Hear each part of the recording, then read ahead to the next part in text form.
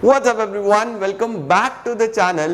आज हम chapter 1 business studies में एक बहुत ही अच्छा इंटरेस्टिंग टॉपिक पढ़ने वाले हैं और बहुत कॉन्सेप्चुअल है। तो हम लोग आज पढ़ेंगे नेचर ऑफ मैनेजमेंट, जिसमें कि हम 3 मेन टॉपिक्स पढ़ने वाले हैं, मैनेजमेंट एज साइंस, आर्ट और प्रोफेशन। तो सभी को डिटेल में डिस्कस करते हैं, एक एक पॉइंट देखते हैं, फिर आज देखेंगे, अगर खत्म हो गया तो ठीक है यार, नहीं तो अगली क्लास में करेंगे। बिकॉज मेन जो फोकस होना चाहिए वो होना चाहिए कॉन्सेप्चुअल क्लैरिटी पे। हमें कोई जल्दी नहीं करनी है। जिन्हें थोड़ी जल्दी है, जिनके स्कूल्स में हो गया, उनके लिए प्रीवियस ईयर वीडियोस ऑलरेडी डली हुई है, वो चेक कर सकते हैं वहां से। बट इस साल मुझे थोड़ा सा और डिटेल में जाके चीजें समझानी है, बच्चों को अच्छी भी वही लगती है। तो चलिए let's begin.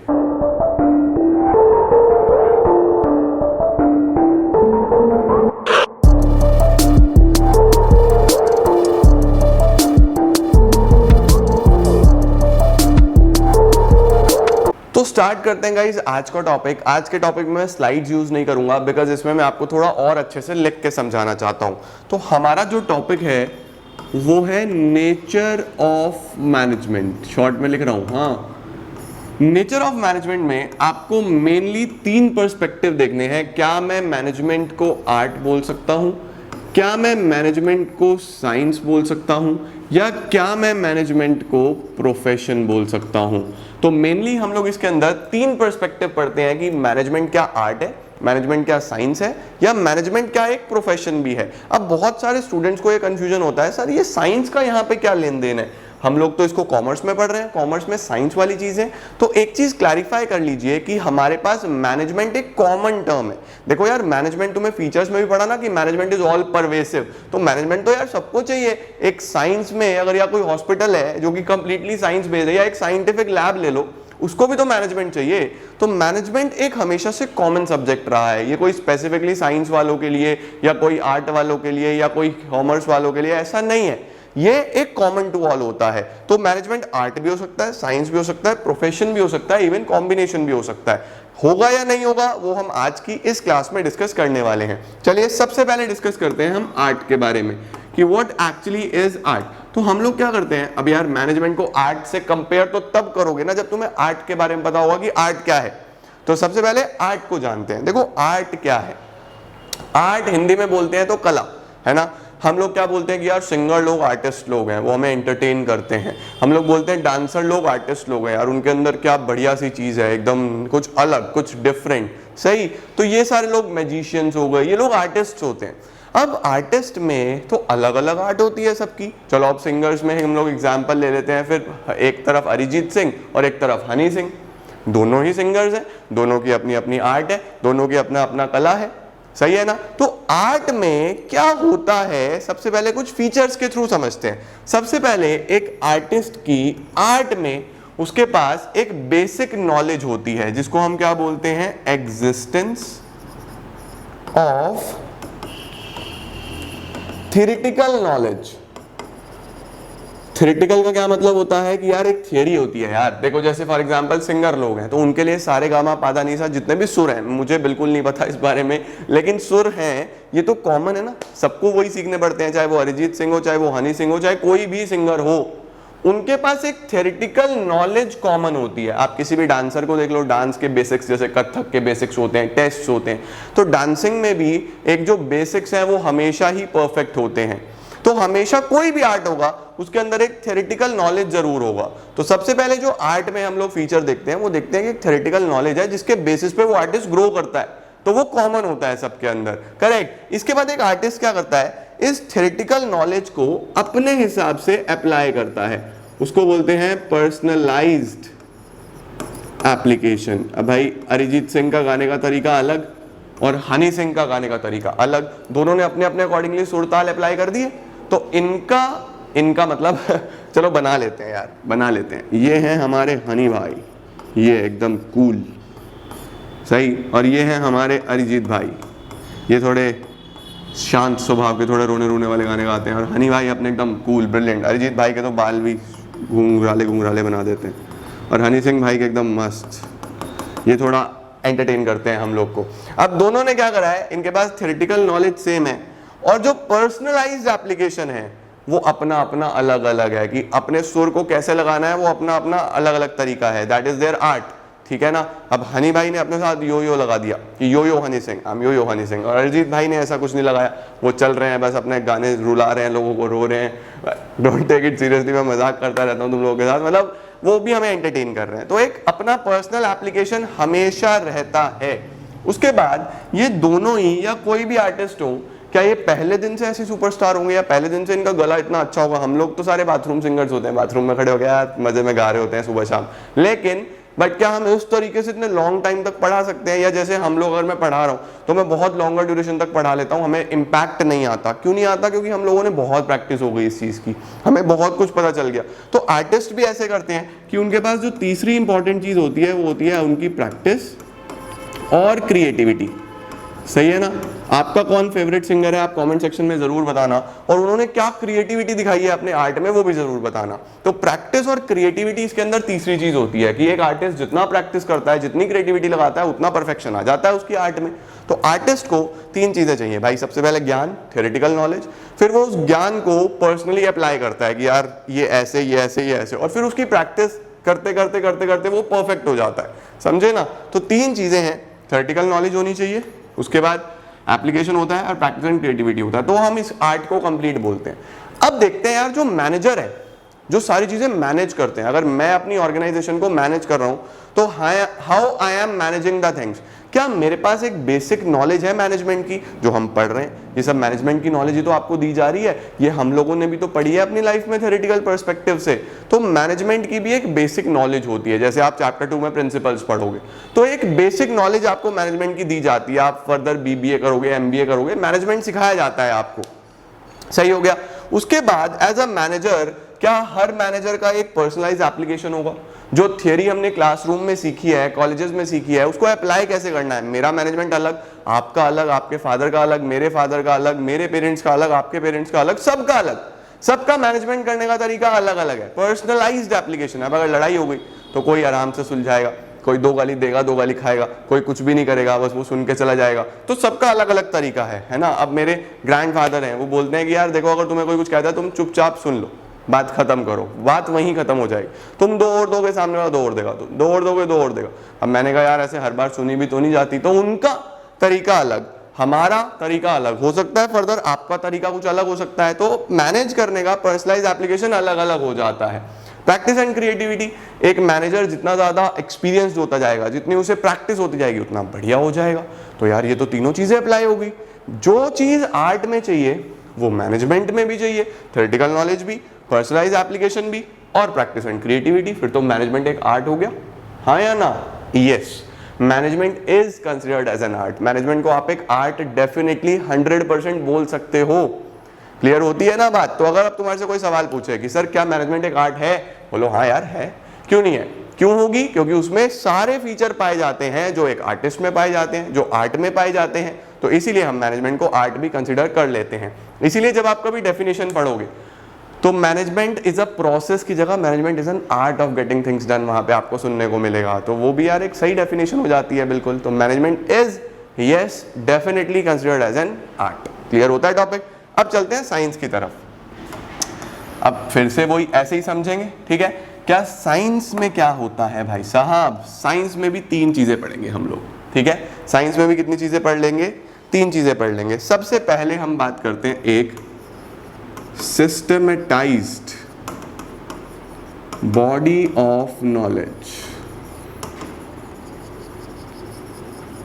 Systematised body of knowledge का मतलब क्या है सर? देखो यार, साइंस तुम सब पढ़ते आ रहे हो। साइंस में क्या होते हैं? बहुत सारे प्रिंसिपल्स होते हैं, बहुत सारे लॉज होते हैं कि भाई सेब ऊपर से नीचे गिरेगा, मैं तुम्हें फेंकूंगा तुम भी ऊपर से नीचे गिरोगे, मैं खुद कूदूंगा तो मैं भी ऊपर से नीचे गिरूंगा। तो एक लॉ बना दिया कि यार ठीक है, लॉ ऑफ ग्रेविटी।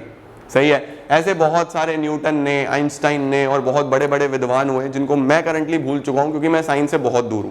तुम लोग को शायद याद हो यार, याद हो तो मुझे बताना कौन कौन से साइंटिस्ट ने कौन कौन से लॉज पढ़ाए थे। थोड़ा बहुत लॉ ऑफ इनर्शिया मुझे याद आता है, लॉ ऑफ अट्रैक्शन तो शायद किसी ने भी नहीं दिया, हमने वैसे अलग से पढ़ा है लॉ ऑफ अट्रैक्शन, तो साइंस में तो शायद नहीं पढ़ा, बाकी पता नहीं यार। चलो, सिस्टमेटाइज्ड बॉडी ऑफ नॉलेज का मतलब होता है कि साइंस में एक ज्ञान का सिस्टम है जो आपको प्रोवाइड कराया जाता है कि हाँ यार, बच्चा शुरू से नर्सरी में तो साइंस खैर पढ़ाई नहीं आती, धीरे धीरे उसको समझाया जाता है कि देखो पानी ऐसे होता है, ये हाइड्रोजन होता है, वो एटॉमिक नंबर याद कराते हैं ना, एटॉमिक नंबर 1, तुम लोग को भी 20 तक याद होंगे, hydrogen, helium, lithium, beryllium, boron, carbon, nitrogen, oxygen, fluorine, neon, sodium, magnesium, aluminium, silicon, phosphorus, sulphur, chlorine, argon, potassium, calcium.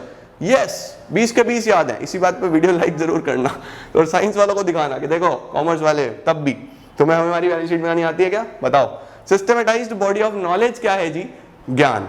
इसमें भी ज्ञान चाहिए होता है, यानी कि एक सिस्टम है, एक नॉलेज है, एक प्रॉपर स्टडी मटेरियल अवेलेबल है आपके पास साइंस में, जो हमेशा आपको पहले स्टडी करना पड़ता है। अब सर वो स्टडी मटेरियल बना कैसे, ये जो जितना स्टडी मटेरियल की बात हो रही है, ये जो एक सिस्टमैटिक बॉडी ऑफ नॉलेज की बात हो रही है, ये कैसे आए, ये जो लॉज आए, जो प्रिंसिपल्स आए, ये कैसे आए। तो सेकंड पॉइंट आता है, इसे नीचे ले आते हैं। Principles are based on experimentation. अब भाई एक बारी में थोड़ी ना कोई चीज बनती है, ये जितने भी प्रिंसिपल्स हैं ये कैसे बने हैं, एक्सपेरिमेंटेशन से बने हैं। अब वो जो सेब ऊपर से नीचे गिरा था, उसने पता नहीं क्या क्या फेंक के देखा होगा अपने ऊपर, मेरे सिर पे सेब गिर रहा है, बनाना गिर रहा है, पता नहीं क्या क्या फेंक के देखा होगा, उसके बाद एक लॉ बनाया होगा। तो जो भी साइंस में प्रिंसिपल्स आते हैं वो सब बेस्ड ऑन एक्सपेरिमेंटेशन होते हैं, वो सब बेस्ड ऑन ऑब्जर्वेशन होते हैं, वो सब बेस्ड ऑन नॉलेज होते हैं, समझे। तो साइंस होने के लिए सबसे पहले क्या चाहिए, ज्ञान। ज्ञान के बाद वो ज्ञान आया कहां से, एक्सपेरिमेंटेशन, ऑब्जर्वेशन से आया। फिर वो ज्ञान इतना ज्यादा रिजिड है कि वो यूनिवर्सली एप्लीकेबल है। यूनिवर्सली एप्लीकेबल का क्या मतलब होता है, यूनिवर्सली एप्लीकेबल का मतलब कि वो इंडिया में भी सेम, वो चाइना में भी सेम, वो पाकिस्तान में भी सेम, ऑस्ट्रेलिया में भी सेम, सब जगह सेम, हर कंट्री में। भाई हाइड्रोजन ऑक्सीजन को मिलाओगे तो पानी बनेगा, कुछ और थोड़ी ना बनेगा। चाहे वो इंडिया हो, चाहे चाइना हो, चाहे पाकिस्तान, ऑस्ट्रेलिया हो, यूएसए हो, कोई कंट्री में चले जाओ, सब जगह पानी बनेगा। वो अलग बात है, कहीं पे पानी कड़वा होगा, कहीं पानी मीठा होगा, वो एक अलग, वो टेस्ट है, लेकिन स्टिल बनेगा तो वाटर ही, सही है ना। तो हमारे पास साइंस अगर हम पढ़ते हैं तो ये तीन फीचर्स आपको देखने हैं। एक सिस्टमैटिक बॉडी ऑफ नॉलेज, वो भी बिल्कुल यहाँ से मिलता जुलता है। यहाँ पर थ्योरेटिकल नॉलेज बोला गया, यहाँ पे सिस्टमैटिक बोला गया, क्योंकि वहाँ पे सिर्फ थ्योरी है, यहाँ थोड़े से प्रैक्टिकल अप्रोच भी है। उसके बाद ये जितने भी प्रिंसिपल्स आए हैं साइंस में वो एक्सपेरिमेंटेशन पे आए और वो पूरे वर्ल्ड वाइड एप्लीकेबल होते हैं, यानी यूनिवर्सली सेम होते हैं। अब मैनेजमेंट को देखते हैं भाई, क्या मैनेजमेंट में भी एक सिस्टमैटिक बॉडी ऑफ नॉलेज है? क्या मैनेजमेंट में भी एक प्रॉपर वे में आपको प्रिंसिपल्स पढ़ाए जाते हैं? क्या मैनेजमेंट में भी आपके पास एक practical approach as well as theoretical approach को ध्यान में रखते हुए चीजें सिखाई जाती हैं? हाँ सर, हम पढ़ रहे हैं, हम थ्योरी भी पढ़ रहे हैं, हम बिजनेस स्टडीज में केस स्टडीज भी पढ़ते हैं जिसमें प्रैक्टिकल नॉलेज भी मिलती है हम लोग को। और इसके अलावा जब हम कॉलेजेस में जाएंगे, बीबीए करेंगे, एमबीए करेंगे, बीकॉम करेंगे, तो वहां पे भी हमें मैनेजमेंट बहुत अच्छे से दिखाया जाता है।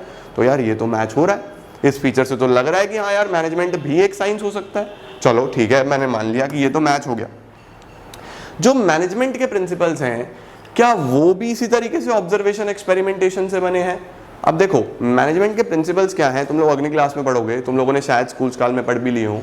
तो उसमें क्या होता है, बहुत सारी चीजें बताई गई हैं कि आप अगर ऐसा करते हो तो आपको ये मिलता है। जैसे डिसिप्लिन, डिसिप्लिन एक प्रिंसिपल है कि अगर आपके ऑर्गेनाइजेशन में डिसिप्लिन होगा तो वहां पे आपके गोल्स सारे अचीव होंगे। अगर कोई रूल्स क्रैक करता है, तोड़ता है, तो उसको पेनल्टीज लगाओ, उनके ऊपर अलग अलग पनिशमेंट्स दो। तो इस तरीके से डिवीजन ऑफ वर्क है कि काम बांट के चलो। यूनिटी ऑफ कमांड है कि यार जो ऑर्डर्स हैं वो एक बॉस से होना चाहिए। इस तरीके के कुछ प्रिंसिपल्स हैं। अब ये जितने भी प्रिंसिपल्स हैं, क्या वो भी एक्सपेरिमेंटेशन से बने हैं? तो देखो यार, इसका जवाब तो है हाँ, कि वो भी एक्सपेरिमेंटेशन से बने हैं। बट यहाँ पे जो एक्सपेरिमेंटेशन करा गया है, वो एक्सपेरिमेंटेशन करा गया है इंसानों के ऊपर, ह्यूमन बींग्स के ऊपर। अब आप खुद सोचो, क्या ह्यूमन बींग्स सेम रहते हैं? इंसान के माइंडसेट को, इंसान के बिहेवियर को जज करना इस वर्ल्ड में इम्पॉसिबल है, कभी भी पॉसिबल नहीं है। आपके साथ आपका फ्रेंड है, आप उससे बात करो 5-10 मिनट, अभी वो खुश होगा, 2 मिनट बाद उसको कौन सी चीज बुरी लग जाए कुछ नहीं पता। बहुत सारे ऐसे फ्रेंड्स होते हैं, मतलब मेरे साथ ऐसा बहुत हुआ यार कि मेरे जितने भी स्कूल फ्रेंड्स थे या फिर चाइल्डहुड फ्रेंड्स थे, अब आज के टाइम पे बचे ही नहीं है यार। एक आधा कोई है जो सच में हर दुख सुख में साथ है और उसको पता होता है कि हाँ, मतलब ही अंडरस्टैंड्स कि किस तरीके से हम दोनों का एक म्यूचुअल बॉन्ड रहता है, एक अच्छा रिलेशन रहता है कि ठीक है यार, एक फ्रेंडशिप वाला मैटर है, हम लोग अंडरस्टैंड करके चलते हैं। बट उस टाइम पे तो बहुत सारे थे यार, आज क्यों नहीं है? आप भी बताना मुझे, आपके साथ ऐसा है या नहीं है कि उस टाइम पे इतने सारे फ्रेंड्स आज नहीं है? या कुछ ऐसा भी होता है when you grow up you feel कि क्वालिटी मैटर्स देन क्वांटिटी, हर इंसान आपके जैसा नहीं होगा। तो जो प्रिंसिपल्स बने हैं ह्यूमंस के ऊपर, ह्यूमन का बिहेवियर नहीं देखा जा सकता यार, नहीं समझा जा सकता। वो हर सिचुएशन में अलग रिएक्ट करता है, हर सिचुएशन में अलग बिहेव कर देता है ह्यूमन बीइंग। तो ये तय है कि हाँ, प्रिंसिपल्स तो एक्सपेरिमेंटेशन पे बेस्ड हैं, बट वो प्रिंसिपल्स का जो डिजायर्ड एप्लीकेशन है ना, वो यार एग्जैक्टली सेम होगा या नहीं होगा वो नहीं पता। तो मैं ये तो कह सकता हूँ हाँ ठीक है कि principles are based on experimentation, यहाँ पे भी बिल्कुल मैच करूंगा मैं कि जो मैनेजमेंट के प्रिंसिपल्स हैं वो भी एक्सपेरिमेंटेशन पे बने हैं, 100% बने हैं। बट क्या वो यूनिवर्सली एप्लीकेबल होंगे? अभी समझा हमने इस चीज को। क्या वो वर्ल्ड वाइड वैसे ही होंगे कि इंडिया में आप अगर किसी को कोई चीज समझा रहे हो और वो समझ गया, फिर आप इंडिया में ही किसी और स्टेट में चले जाओ या उसी सिटी में चले जाओ, किसी और इंडिविजुअल को समझाओ, क्या वो भी वैसे ही समझेगा? तो आपको रियलाइज होगा कि नहीं यार, हो सकता है कि उसका माइंडसेट कुछ और हो। कोई आपकी बात में हाँ में हाँ मिलाएगा, लेकिन कुछ लोग होंगे हर चीज को काटने वाले। आप सही हो तो भी वो आपको मना करेंगे, आप गलत हो तो वो कर ही रहे हैं, ठीक है ना? तो ऐसे भी लोग हैं। जब आप ग्रो करते हो तो आपको ऐसे भी लोग मिलेंगे जो आपको आगे बढ़ता देख नहीं पाएंगे, चाहे वो आपके रिलेटिव्स ही क्यों ना हो, ऐसा बहुत होता है। तो यहाँ पे आपको ध्यान रखना है कि जो मैनेजमेंट के प्रिंसिपल्स हैं वो यूनिवर्सली एप्लीकेबल नहीं होते, वो सेम टू सेम सब जगह अप्लाई नहीं करे जा सकते, क्योंकि ह्यूमन बींग्स का बिहेवियर बहुत अलग अलग है, सब जगह इंसान अलग तरीके से रिएक्ट करता है, ठीक है? तो यहाँ पे जो आपके मैनेजमेंट के प्रिंसिपल्स हैं आर नॉट यूनिवर्सली एप्लीकेबल। तो हमारे पास अगर देखा जाए तो ये क्राइटेरिया फुलफिल हो जाता है, ये भी हो जाता है, ये नहीं हो सकता। तो क्या मैं मैनेजमेंट को एक एग्जैक्ट साइंस बोल सकता हूं? The answer will be no.